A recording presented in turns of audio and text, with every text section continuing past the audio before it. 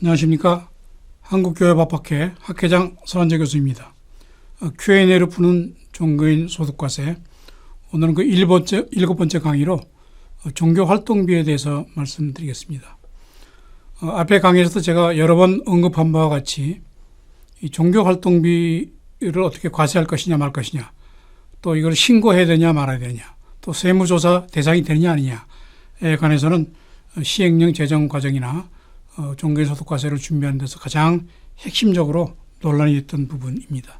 또 이 부분에 대해서는 오해가 상당히 많습니다. 그래서 이 부분에 대해서 좀 상세하게 저희가 Q&A를 마련했습니다. 우선 첫 번째로 종교인 소득, 비과세 소득인 종교활동비라고 하는 것이 무엇입니까? 법에서 이렇게 정해놓은 내용을 제가 한번 읽어보겠습니다. 종교 관련 종사자가 소속 종교단체의 규약 또는 소속 종교단체 의결기구의 의결 승인 등에 의하여 결정된 지급 기준에 따라 종교활동에 사용할 목적으로 할당된 금액. 이게 무슨 말이냐 하면 우선 종교활동비는 일정한 기준에 따라서 배정돼야 됩니다. 그 기준이라고 하는 것은 규약, 다시 말하면 정관으로 정하든지 아니면 그 종교단체 의결기구, 예를 들면 뭐 당회라든가 그 다음에 공동의회에서 일정한 지급 기준을 마련해서 이 기준에 따라서 사용하도록 한 금액이다. 보통 종교활동비는 우리 교회에서는 이걸 목회활동비 또는 목회비, 목회연구비, 뭐 판공비라고 또 업무추진비, 이거는 이제 일반 그 교회 이외의 그런 단체들에서 하는 그 용어고요. 우리 교회에서는 뭐 이런 용어를 별로 사용을 하지 않습니다. 그런데 이 종교활동비는 두 가지 측면이 있습니다. 하나는 이게 목회자가 개인 자기 생활에 쓰는 돈이 아니고 목회 교회를 전체를 위해서 사용하는 비용이기 때문에 이건 어디 가냐 공금입니다. 그런데 문제는 이거를 목회자에게 맡겨가지고 목회자들이 뭐 재량껏 쓰십시오 이렇게 해서 할당된 금액이기 때문에 얼핏 보면 목회자의 그 사례비하고 잘 구분이 되지를 않는다. 그래서 이게 뭐 과연 목회자의 소득인가 하는 논란이 많았던 것은 사실입니다. 어떤 교회에서는 보면 목회자의 사례비보다도 요 목회비, 활동비 또는 종교활동비가 더 많이 책정된 경우가 많이 있고, 뭐 종래 사실 이 목회활동비가 이렇게 사용하는 방법이라든가 그 근거 이런 걸 잘 남겨두질 않아서 이게 오해받은 이런 것도 많습니다. 그래서 처음에 말씀드렸다시피 그 작년에 종교인 과세를 추진하면서 과세당국에서 뭐 기독교 세부과세 기준안 이런 것도 만들었는데, 거기 보면 이 목회활동비 사용에 일일이 증빙을 다 이렇게 제출하지 않으면 사례비를 간주한다 이런 조항까지 넣어가지고 우리 목사님들이 많이 뭐 좀 그 공격도 많이 하시고 걱정도 많이 했습니다. 근데 저희가 그 협의하는 과정에서 이걸 명백히 비과세로 이렇게 시행령에 못 박아놨다고 할까요? 명문화 했습니다. 다음 건 보시면 이 종교활동비, 목회활동비가 비과세 소득이 되려면 어떠한 조건을 구비해야 합니까? 여기 이제 중요하죠.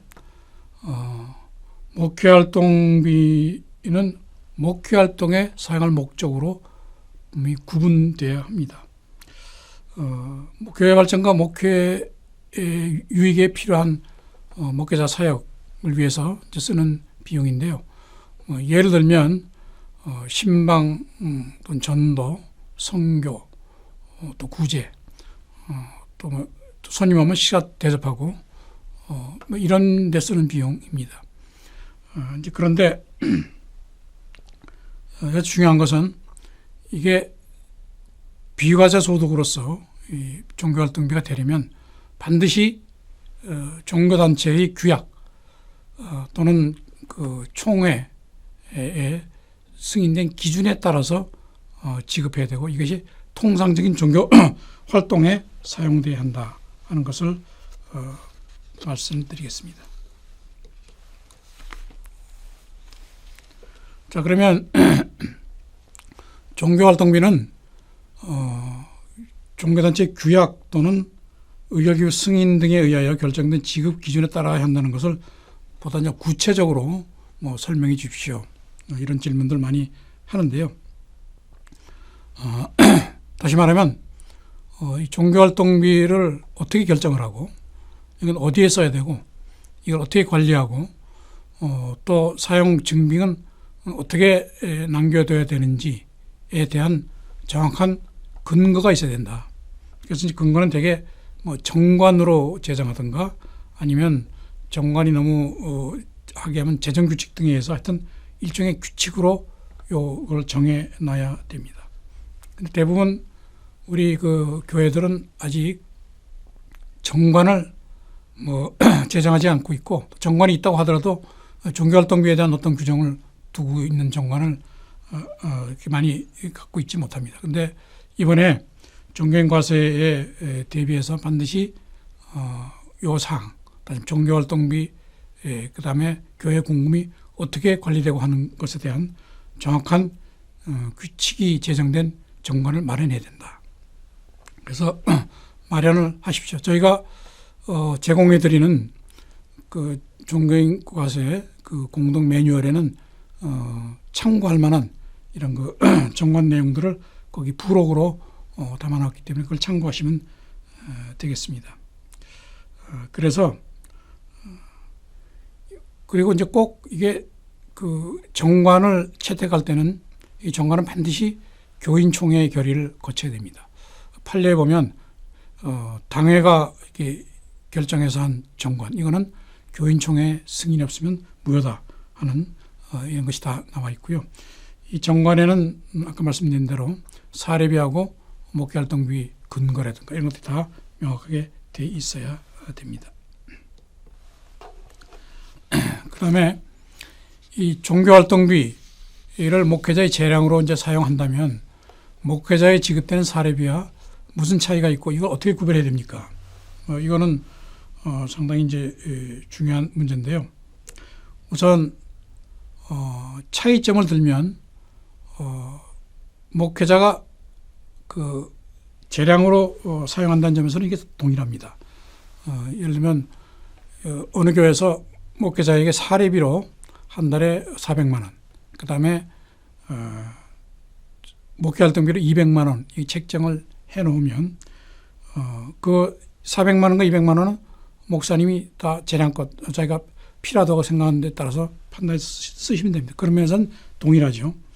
그런데 400만 원 사례비는 목사님이 개인 생활비로 쓰는 거니까 그건 문제없는데 종교활동비는 목사님이 개인 사적으로 사용하지를 못합니다. 이거는 어디까지나 공적인 용도로 사용을 해야 돼요. 그래서 이것은 비과세로 하고 있습니다.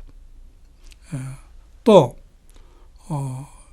이 400만 원하고 200만 원 사례비하고 종교활동비는 이게 구분해서 기록하고 관리를 해야 된다. 다시 말하면 목사님 사례비 통장 또는 사례비 회계 장부하고 목회활동비 통장, 목회활동비 장부 회계 이거는 구분해서 작성을 해야 됩니다. 그래서 요 400만 원은 교회에서 그 교회 명의 사례비 통장에 일단 입금시켜놨다가 이것을 목사님 개인 통장으로 이체를 하지만 200만 원 종교활동비는 이것은 목사님 개인 통장으로 이체해서는 안 되고요.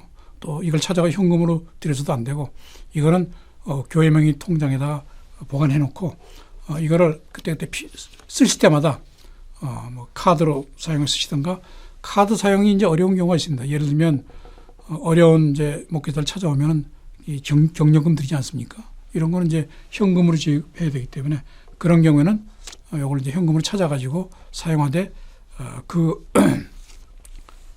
증빙을 이제 남겨 놓아야 된다. 이렇게 말씀드리겠습니다.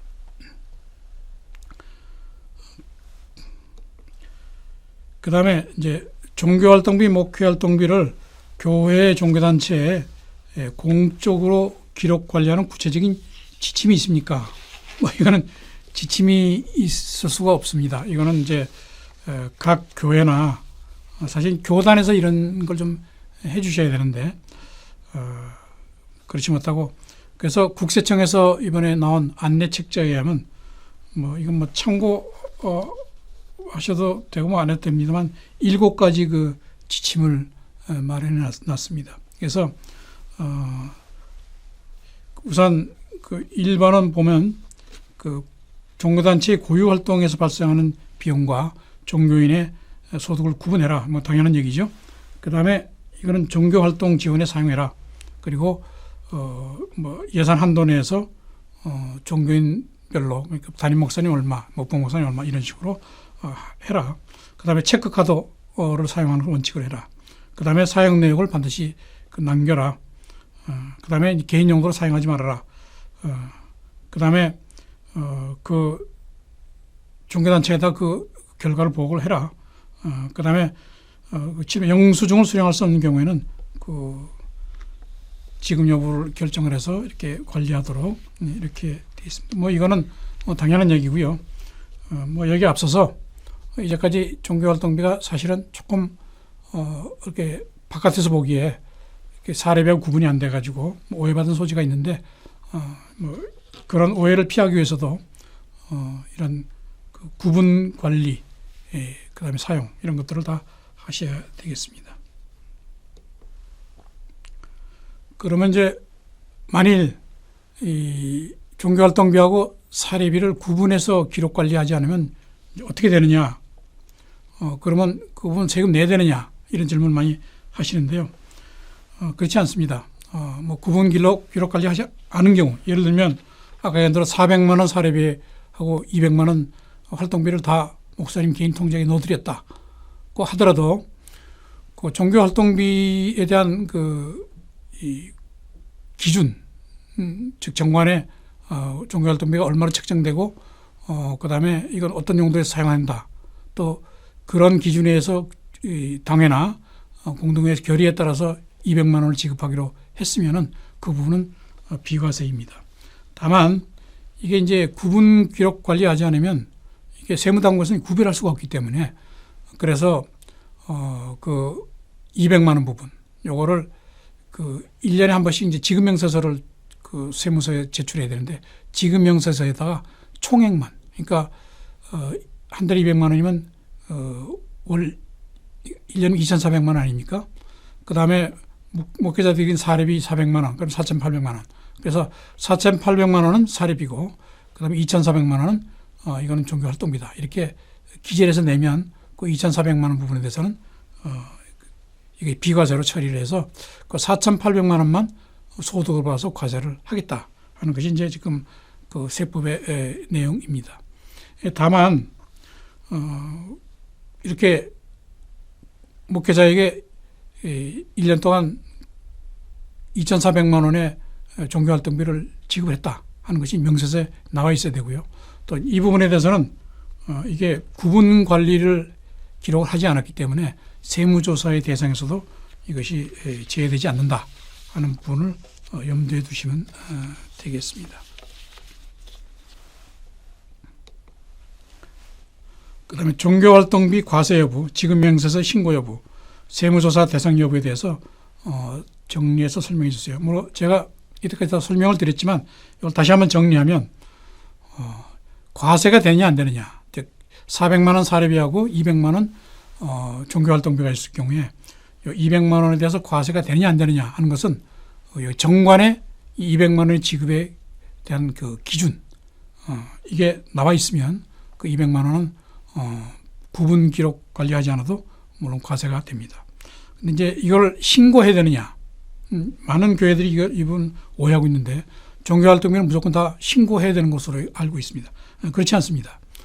구분 기록 관리하지 하면, 다시 말하면 이 400만 원 사례비는 목회자의 개인 통장으로 넣어드리고 200만 원 그 종교활동비는 교회 명의의 종교활동비 통장에 넣어서 이걸 가지고 그 목회자가 그 카드로 사용하는 이렇게 구분 기록할 경우에는 또 이렇게 관리할 경우에는 이거는 목회자의 사립비가 아니기 때문에 이분은 지급명세서에 얼마다 하는 것을 기재할 필요도 없고 또 그분에 대해서는 세무조사를 할 수가 없도록 시행령이 딱 못 받고 있습니다. 그러니까 뭐 신고하기 싫다 또는 세무조사 받기 싫다 하게 되면 이렇게 교회가 이 종교활동비를 공적으로 사립별 구분해서 기록하고 관리하는 이런 시스템을 마련할 필요가 있습니다.